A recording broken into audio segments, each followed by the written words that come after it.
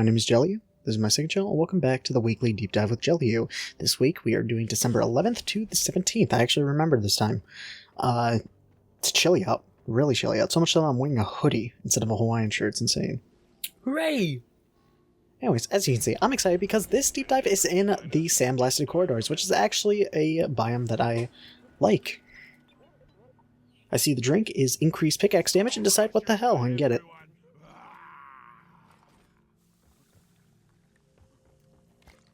Also, sorry that this is a day late, but I will be explaining why once we get into the first mission. But anyways, let's just get into the build for this one. You know the drill.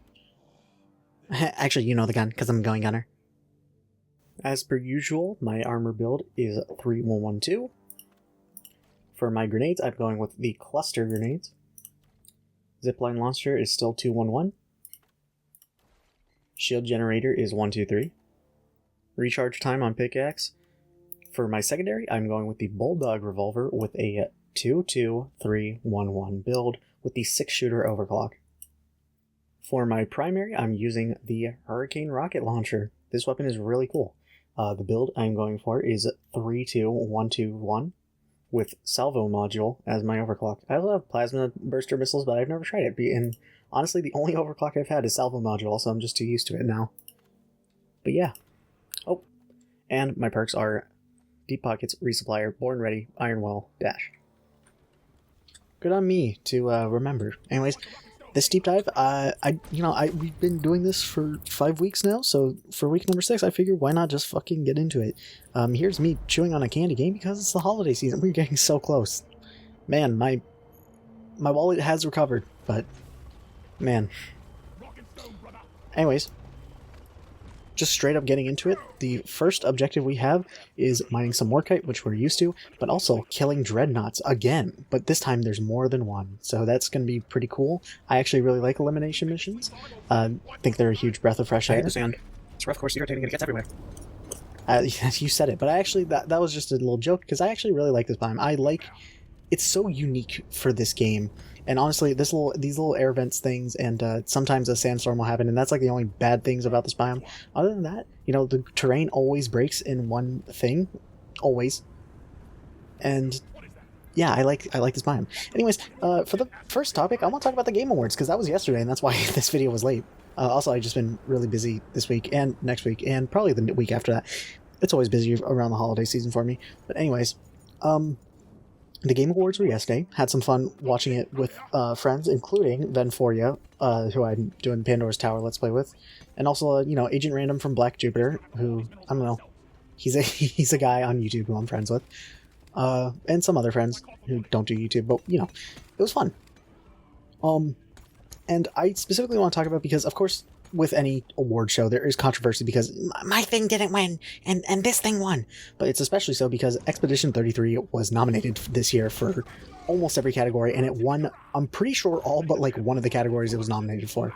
It is now the current highest holder of Game Awards winning categories won in the Game Awards, that being 9 categories, I think. Obviously including Game of the Year, Best Narrative, Best Direction, Best Soundtrack, stuff like that. But a lot of people are piss angry because they think that it should have gone to either Hollow Knight Silksong or, what's the other game? I've also seen some people get a little bit mad about Ghost of Yotei. I haven't seen it, online, but, in, personal circles, and I have not played either Ghost of Tsushima or Yotei, but they are on my list. I've heard great things about them, and I will play them one day. But, personally, here's how I see it. Here's me showing how fucking white my... Oh, fuck. Actually, wait, real quickly. First Dreadnought is the Hive Guard. Again, this is my least favorite of the 3 to fight, but you know what? Whatever. We are in a big open space and the ground doesn't hurt you. So, yeah. Also, previously, I was literally just minding my business mining. This is a very standard mission. You mine what's on the wall, and then we're going to kill the guy. Same strategy as last time, but this time, we're a bit more well-equipped because, we're gunner. The Bulldog revolver I have here, first of all, it has a mod that actually makes the cylinder look cool, because the 6-shooter gives it, 6 bullets in the chamber instead of 4. But also, it does great weak point damage. It's really great if you have good aim. Unfortunately, I don't have that.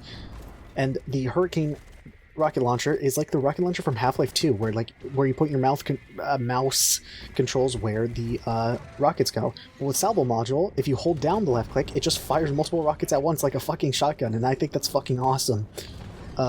Anyways, going back to Expedition 33, here's how my white ass sees it. I think this is the game equivalent of Control by Big Sean, specifically Kendrick Lamar's verse in that song.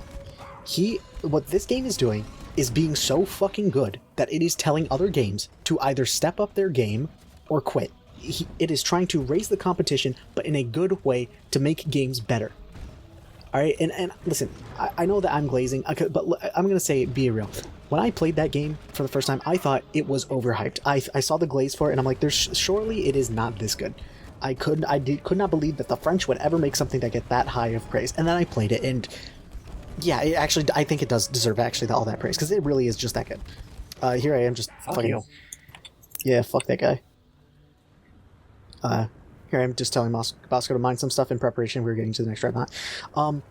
But yeah, the game really is that good. And frankly, I played the game. I know what I'm talking about when it comes to this game. I can tell how much it loves video games in general. Here, you're not supposed to see this. I'm just readjusting something on a mod menu.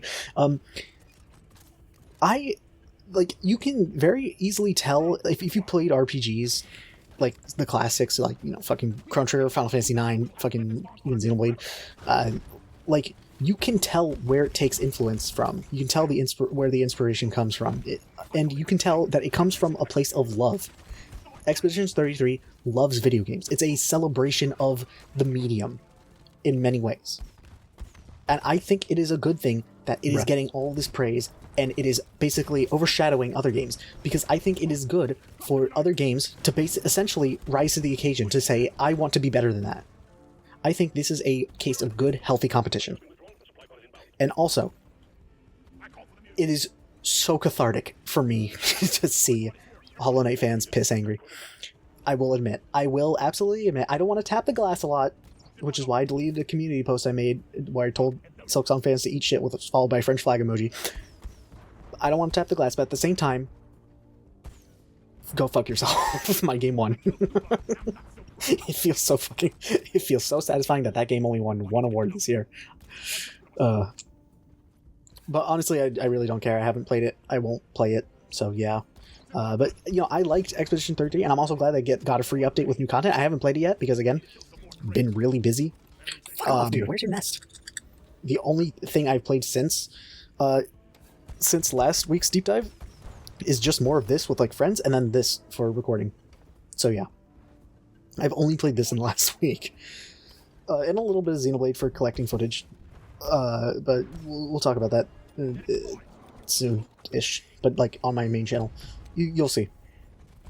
For this Dreadnought fight is the twins. I like the twins. One of them is close up, one of them is ranged. It's a simple combo, but it works. I like to call the ranged one Archie. He's called Arbalest. I like calling him Archie. And I call the Lacerator, the melee guy, Lucas. So Archie and Lucas. If this mod that shows their purple things, if one of them reaches that, they will heal each other. So yeah, you have to keep their health close to each other. It's a pretty standard boss fight, but it's fun. It works. You know, it's simple because it works. So here I am. I called a resupply because I already saw I was like super low on ammo, and here I am just spam clicking my way to victory here. But yeah, back to Expedition 33 and the Game Awards. Also, like, the Game Awards, honestly, this year was boring. There was, like, other than the whole controversy with Expedition 33, like, nothing meme-worthy happened, you know? It was, like, the most boring Game Awards ever. Nothing meme-worthy happened, no, like, really cool assignments. There were some things that I 100% wish-listed. Hold on. Let me find it. I did write it down. Bradley the Badger seemed really cool. I saw that a new Old Republic game was coming out. That interests me. Oh yeah, what the fuck? He just disappeared here. That was weird. And also, there were like these bugs following me earlier, and I forgot to mention, there was no like pod doing that. Anyways, I got the Morkai and I killed them, and now I'm calling the drop on. Bradley the Badger looked cool, the new Old Republic thing. I saw Lords of the Fallen 2, and the trailer looked sick as fuck, but I heard very mixed things about the first one, so who knows. That Saros thing also looked cool, and Star Wars Galactic Racers looked cool. Those are things that I would want to wishlist. Yes, I am a huge Star Wars fanboy. I say wearing a Darth Vader hoodie. I just realized that the hoodie I'm wearing has Darth Vader's face on it. Here I'm just trying to mine my way up, and I'm getting stuck because my pickaxe is prioritizing hitting the bugs inside the terrain. But it's okay because I run over red sugar crystal, and I'm trying to just exit the level with as much health as possible.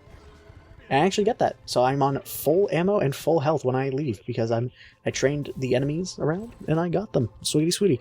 But yeah, I think ultimately it's okay for Expedition 33 to shaft everything else because it is a good stepping stone for the gaming industry to tell them to step up their game. Because honestly, other than Expedition 33, what else came out that was like that monumental? You know, Silksong? No. You're just saying that because you like the original so much. I've heard nothing about Silksong. Like, even like with my YouTube recommenders getting flooded, never heard anything about Silksong other than the fact that it is out. So.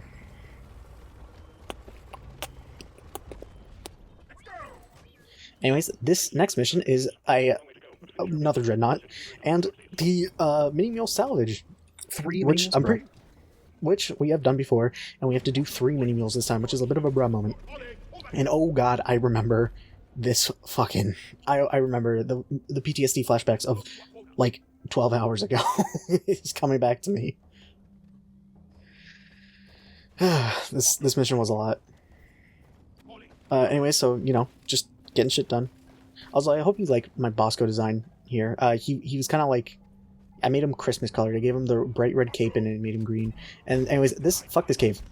Just straight up fuck this cave. I have bad memories of this cave. And that's why. We have Exploder Infestation, which means that those explodey guys are going to show up in hordes, and they're very silent enemies, so gotta be careful for that.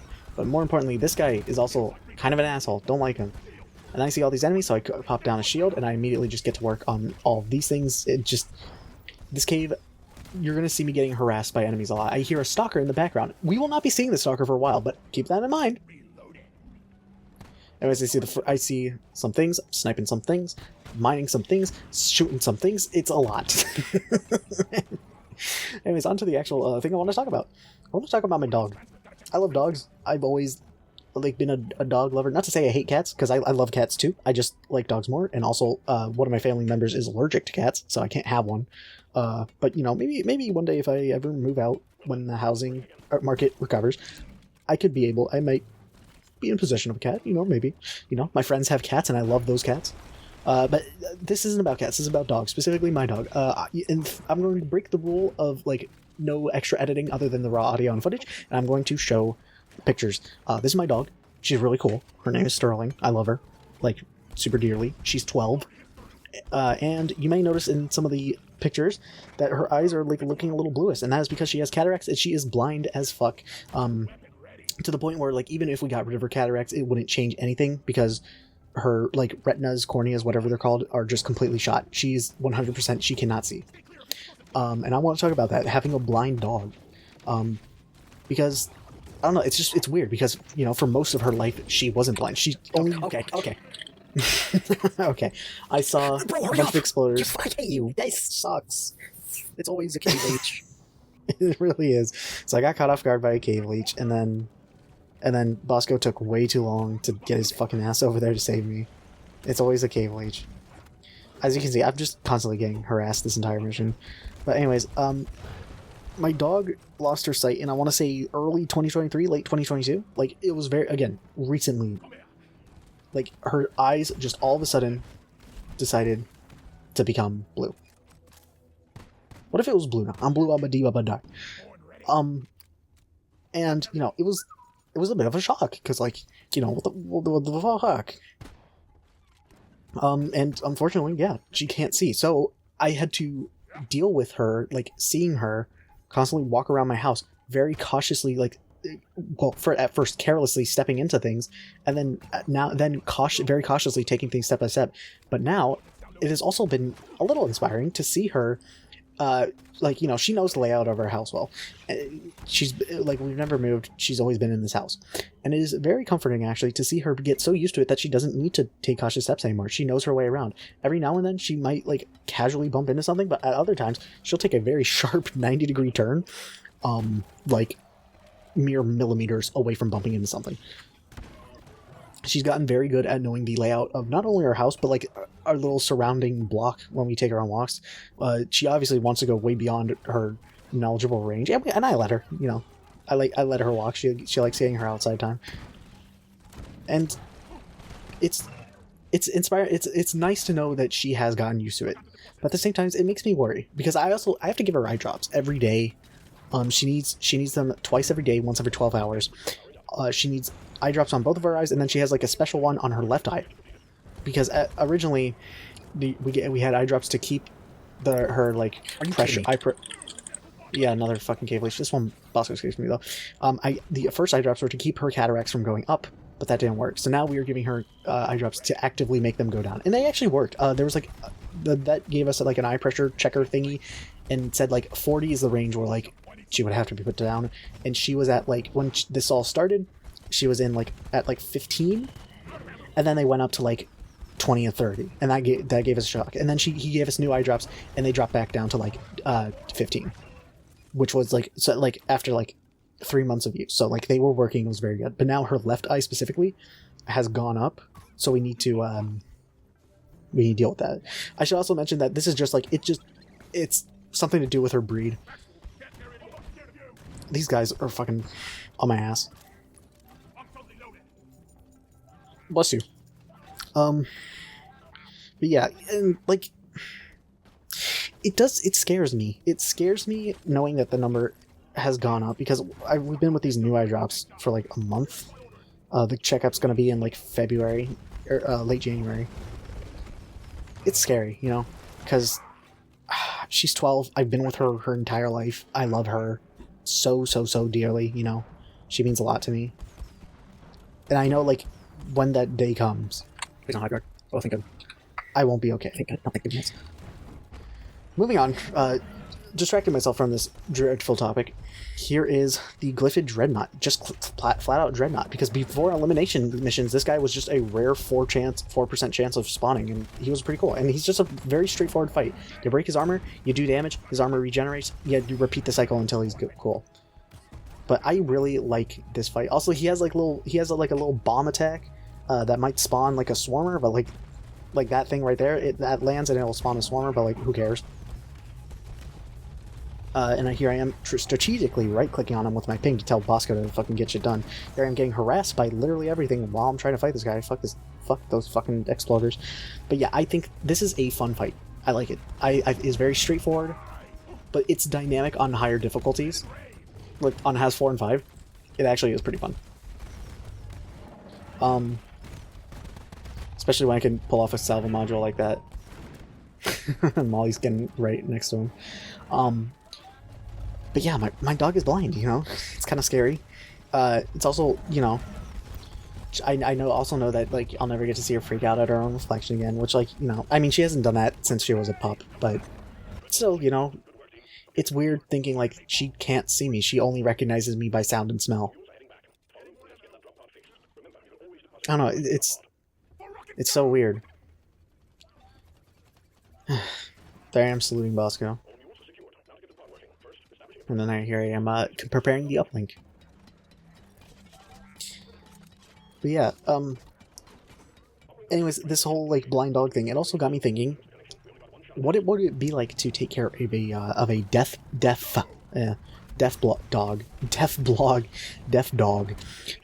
who can't hear? This fucking... Okay, this oppressor, along with that guy, that's like... I forget the enemy's name. I just call it Sand Shark. So the oppressor and the Sand Shark harassing me are knocking me out of the fucking uplink zone. So I say, fuck it, pop down my shield so I can at least take care of this oppressor. And then I learned that the Sand Sharks can just go through your shield. Fuck them. And then I learned that there were 2 of them. Fucking assholes. Yeah, like, okay, so if I had a deaf dog, you know, obviously you can navigate a lot easier with your sight. But, you know, she's able to, my dog is able to realize, like, you know, notice that things are around without, like, with them being very far away because of her good hearing. Because she has pretty good hearing, especially, like her breed is, she's, Havanese, I think. She's a poodle mix, and I think it's Havanese poodle mix. I think, and those, they have a good hearing. There's a hole caused by explorers and the dreadnought that I'm scoffing at. Because fuck that shit. And here I am preparing for the fuel line repair. Come on, drinking water, really? And these guys decide to get me while I'm trying to sip my water while holding E. Fuck this mission. There we go. I'm also taking care of the Goo Bomber's little sacks immediately with the Bulldog, because it's really, the Bulldog does really good damage with weak points. And with, when you get the sacks, he doesn't Goo Bomb. Piss easy. Fuck, man. I'm trying to, like, okay, sorry if I seem scatterbrained while talking about this. I just hit my pop filter. Sorry if I see scatterbrained while talking about this, because, you know, the more I talk about it, the more, like, the fear settles in, you know. I'm not like some, like, stoic guy, and I'm not like some dude who, like, closes off his emotions. And especially when it comes to my dog, you know, I'm going to be very emotional, you know, because, again, I love her so much. More than I love my mother and father, honestly. You know, I've always loved dogs, like, with all my heart. You know, I always get very sad when I think about dogs being sad. I have literally one time, like, had a philosophical musing on the thought of dog dreams, and, like, dogs are such pure creatures that their dreams must be infinitely more pure, and that, like, has actually made me shed tears. And, you know, like, seeing my dog, oh my lord, you know, be blind, that's a lot of web series. Seeing my dog be blind, and, like, also, you know, I've had a significant, I've noticed a significant decrease in her movement, not her movement, but, like, her energy. You know, she doesn't run around as much. She sleeps a lot more. She has way more gray hair.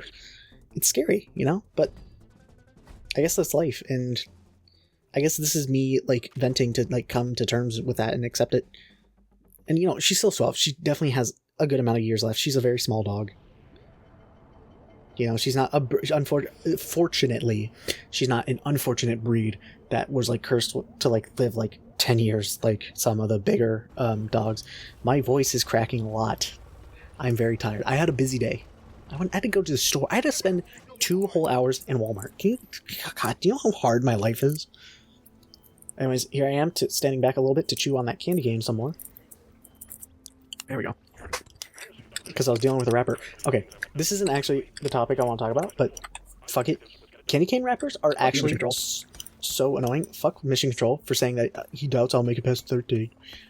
But, like, candy cane wrappers are so dumb. Like, I get that it's the shape of the candy cane, but they are the most prone to getting stuck, like, right up there with, like, Laffy Taffy. Because Laffy Taffy, like, that shit is getting stuck with the wrapper unless it's, like, frozen solid. But with, like, with candy canes, that shit's getting, like, tubed around. You have to, like, pull it really carefully and precisely. And, well, here I am almost running to a swarmer nest. Fuck that. Just fuck candy cane wrappers. Anyways, topic of the third mission I actually want to talk about. My voice really is cracking a lot. I need to drink some water. Is Mario. Yahoo! No. Who doesn't love Mario? Well, a lot of people hate Nintendo. And that is understandable, because they're a shit company. But I want to talk about completely separating art from the artist. I want to talk about Mario. Because a lot of people like to just, like, kind of, I wouldn't say talk shit on Mario, but, like, be like, wow, Mario, really? As if it's, like, a low standard, as in, but, like, I don't know, call me crazy, but in my opinion, in my humble opinion, if we're talking, like, in Mario Kart and Mario Party and just, you know, 2D and 3D normal Marios, because obviously Mario has some weird spin-offs, you know, but, like, with all in, like, the sports games, I've never played a Mario sports game other than Super Sluggers on the GameCube, but, like, call me crazy, but I think at worst Mario is just okay. And I think you have a good track record if that's the case, because, like, think about Sonic. Dude, I don't fuck with Sonic fans. They don't even like their games. Think it, you know. So I think about, you know, Mario, and I think, like, you can't go wrong with Mario. Mario is like comfort food to me. I don't think Mario is like the pinnacle of gaming. I'm not gonna, I don't play Mario Galaxy and think like, you know, instant game of the year. I don't play fucking Mario Wonder and think, you know what, I'm never even gonna play a normal game again. It's only Mario. But I'm still gonna think, wow, this was a really fun time, and I just had a pleasurable experience. You know, I'm not expecting. I think a lot of people have held games to high standards. I'm not like trying to sound pretentious, but like, you know, Mario is the equivalent of having junk food. You know what you're expecting when you open a bag of Cheetos. You know, you're not expecting a 5-course meal. You're expecting Cheetos. But like, you know, at least with Mario, you're getting Cheetos. You're not getting, you know, a single lone greasy ass normal ass Lay's potato chip that's just like makes your tummy feel weird after you eat it. Cough cough Sonic. Or any other video game franchise with meddling titles. You know, like when I think Silent Hill, I think good psychological horror. I don't think shitty story and weird combat that doesn't fit the series title. Cough cough Silent Hill F. I like Silent Hill F's combat, but it's just not Silent Hill. But like, you know, but with Mario, I'm never like, they set my expectations pretty reasonably, and they meet them. Sometimes they exceed them, and sometimes they don't meet them. But when they don't meet them, it's not by like a substantial amount, you know? And I think the only, genuinely, the only slip up they've had recently, in my opinion, is Mario Kart World. Mario Kart World was disappointing, but it wasn't like, at the end of the day, it is Mario Kart. It's like, it's just Mario Kart, you know? Like, oh yes, it's open world and stuff, but at the end of the day, you're racing. It's, you know, there's still the same drift mechanics. The new trick system is really, I think, is cool, and it's like an innovation on Wii's. But at the end of the day, it's Mario Kart, you know? It's just good old Mario. You know, with Mario Wonder, it was a huge breath of fresh air compared to, like, you know, the new Soup games. But I still, like, just because Mario Wonder is amazing, and low-key my new favorite Mario game, doesn't mean that the new Soup games are bad. Like, the reason that people have problems with the new Soup games wasn't because they were bad, it's just because it was just kind of the same. It was just mediocre. Because, again, at worst, they get mediocre. But, like, you could still have a good time, go into your fridge, picking up some new Super Mario Bros. 2 on the 3DS, and play it, and, like, just have an enjoyable 10 to 20 minutes. It's a snack game, you know?